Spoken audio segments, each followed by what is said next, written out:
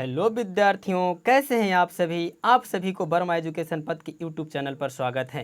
तो मित्रों, आज हम आपके साथ रूबरू हो रहे हैं, लेकर आए हैं 10वीं कक्षा का हिंदी का पदखंड। और इस पदखंड में आज हम लोग जानेंगे पहला पद जो लिखा हुआ है, जो पहला चैप्टर है, उस चैप्टर का नाम, शीर्षक का नाम राम नाम बिनु बिरथे जगी जनमा। और इसमें एक और पद लिखा गया है जिस पद का नाम है जो नर दुख में दुख नहीं माने, और इस पद के लेखक हैं गुरु नानक देव जी। तो आज हम लोग इस भाग में कवर करने वाले हैं केवल लेखक के बारे में। इसके बाद इनके जो द्वारा दो पद लिखे गए हैं, जो नर दुख में दुख नहीं माने और राम नाम बिनु बिरथे जगी जनमा, ये दोनों पद को हम लोग कवर करेंगे अगले भाग में। तो चलिए हम लोग बिना देर किए हुए लेखक के बारे में जानना शुरू करते हैं। और आप भी फटाफट जो है कि तैयार हो जाइए कॉपी कलम लेकर के, और जो यहाँ से वस्तुनिष्ठ प्रश्न बनते हैं उनको आप राइट डाउन करना शुरू कर दीजिए। तो चलते हैं, इनका जो जन्म हुआ था आपको बताते चले कि जन्म इनका 1469 ईस्वी में कार्तिक पूर्णिमा के दिन हुआ था। तो यहाँ से जो प्रश्न बनेंगे, आप बात आता है कि सर यहाँ से प्रश्न किस टाइप का बनाएगा एग्जामिनर, तो प्रश्न बनाएगा कि राम नाम बिनु बिरथे जगी जनमा के कवि कौन है। तो इसका उत्तर होगा गुरु नानक देव जी। यहाँ से क्वेश्चन अरेंज होगा जो नर दुख में दुख नहीं माने के कवि कौन है, तो यहाँ इसका उत्तर होगा गुरु नानक देव जी। साथ ही साथ आपको यहाँ से प्रश्न बनाएगा कि गुरु नानक का जन्म कब हुआ था, तो आपको उत्तर बताना है 1469 ईस्वी में। कब? 1469 ईस्वी में कार्तिक पूर्णिमा के दिन इनका जन्म हुआ था, ध्यान रखिएगा। साथ ही साथ आगे इनका जो जन्मस्थली है, इनका जन्म किस स्थान पर हुआ था, तो आपको बता दें इनके जन्मस्थली के विषय में। इनका जो जन्मस्थली है तलवंडी गांव, जिला लाहौर, वर्तमान पाकिस्तान। यानी इनका जन्म जो हुआ था वर्तमान समय में यह जगह पाकिस्तान में पड़ता है, लेकिन यदि हम अखंड भारत की बात करें तो उस समय यह भारत में ही पड़ता था, पाकिस्तान।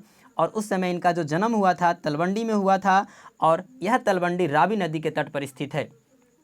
इनके पिता का नाम कालूचंद खत्री बताया गया है, इनके और माता का नाम तृप्ता बताया गया है। कालूचंद खत्री एक हिंदू क्षत्रिय परिवार से बिलोंग करते थे, आते हैं। इनका विवाह जो है कि 16 वर्ष की अवस्था में इन सुलक्षणी नाम के लड़की के साथ कर दिया गया था, यानी इनकी पत्नी का नाम सुलक्षणी बताया गया है। साथ ही साथ आपको बता दें कि जो सिख धर्म के प्रवर्तक हुए, जो सिख धर्म को चलाने वाले हुए, जो सिख धर्म के संस्थापक हुए, वो सिख धर्म के संस्थापक गुरु नानक देव जी ही हैं। सिख धर्म के जो प्रवर्तक हैं वो गुरु नानक देव जी ही हैं, यानी सिखों के प्रथम गुरु भी गुरु नानक देव जी ही हैं। साथ ही साथ इन्होंने अपने जीवन काल में कई ऐसी रचनाएं लिखी जो आज अमर है। जैसे इनकी रचनाएं के बारे में हम लोग जानते हैं, इनकी रचनाएं हैं जपू जी, आशा दीवार, रही रास, सोहिला। ऐसे कई ऐसे रचनाएं थी जो आज प्रसिद्ध है, अमर है, और जो गुरु नानक जी के द्वारा लिखा गया है। तो यहाँ से भी प्रश्न बन सकता है। यहाँ से सबसे पहले हम आपको बता दें कि प्रश्न क्या बनाएगा एग्जामिनर। प्रश्न बनाएगा कि गुरु नानक जी का जन्म कहाँ हुआ था। तो गुरु नानक जी का जन्म कहाँ हुआ था? तलवंडी गांव में हुआ था। पूछ सकता है कि यह वर्तमान गुरु नानक जी का जन्म स्थान वर्तमान में किस देश में पड़ता है, तो यह पाकिस्तान में पड़ता है। प्रश्न यहाँ से बना सकता है आपको कि गुरु नानक जी का जन्म पाकिस्तान के किस जिला में हुआ था, तो यहाँ से प्रश्न बनता है कि गुरु नानक जी का जन्म जो हुआ था पाकिस्तान के लाहौर जिला में हुआ था, जो वर्तमान में पाकिस्तान में ये लाहौर पड़ता है। यहाँ से प्रश्न बना सकता है कि इनके पिता का क्या नाम था। गुरु नानक का पिता का क्या नाम था, तो इनके पिता का नाम कालूचंद खत्री। और प्रश्न ये भी बना सकता है कि माता का क्या नाम था, तो आप घबराइएगा नहीं, इनके माता का नाम भी तृप्ता बताया गया है। इनके माता का नाम तृप्ता था। इनकी पत्नी का नाम आप सामने देख रहे हैं स्पष्ट तौर पर, इनके पत्नी का नाम सुलक्षणी था। और बड़ी महत्वपूर्ण प्रश्न यहाँ से बन जाता है कि सिख धर्म के प्रवर्तक कौन थे। तो सिख धर्म के प्रवर्तक आपको बता दें कि सिख धर्म के प्रवर्तक भी गुरु नानक ही हैं। यहाँ से एक और प्रश्न अरेंज होता है कि सिखों के प्रथम गुरु कौन थे। तो सिखों के प्रथम गुरु भी आप यही हैं, गुरु नानक देव जी ही हैं।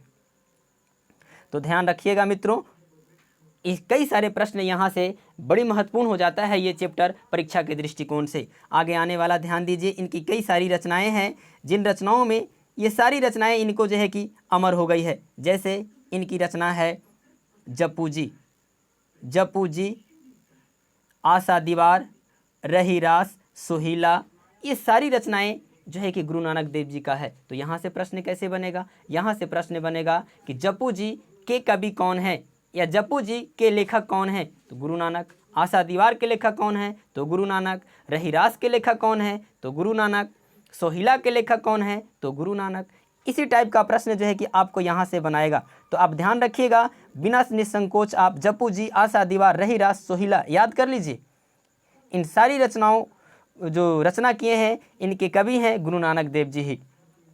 और साथ ही आपको बताते चले कि इनका जो मृत्यु हुआ था वो 1539 ईस्वी में। यह जो है कि मृत लोक को, यह माया लोक को छोड़कर इस धरती से चले गए थे। और एक और बात है कि जब ये अपने प्राण को त्याग रहे थे तो इनके मुख से एक आवाज़ निकली थी, वाह गुरुजी, वाह गुरुजी कहते हुए इन्होंने जो है कि अपना प्राण को छोड़ दिया था, अपने प्राण को त्याग दिया था।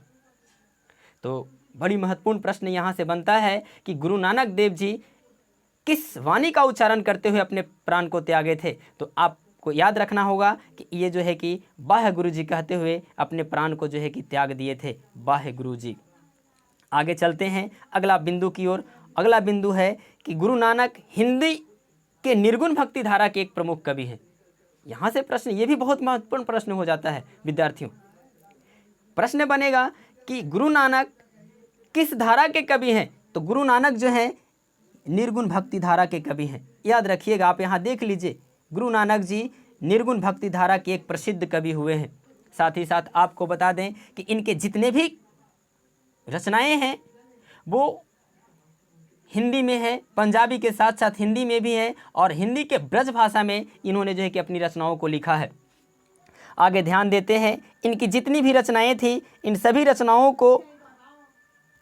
रचनाओं को गुरु जो है कि अर्जुन देव, जो सिखों के 5वें गुरु थे, गुरु अर्जुन देव ने 1604 ईस्वी में सभी को इकट्ठा किया, एकत्रित कर लिया, संग्रह किया। और संग्रह करने के बाद जो है कि सिख धर्म का जो पवित्र ग्रंथ है गुरु ग्रंथ साहिब के नाम से प्रसिद्ध हुआ।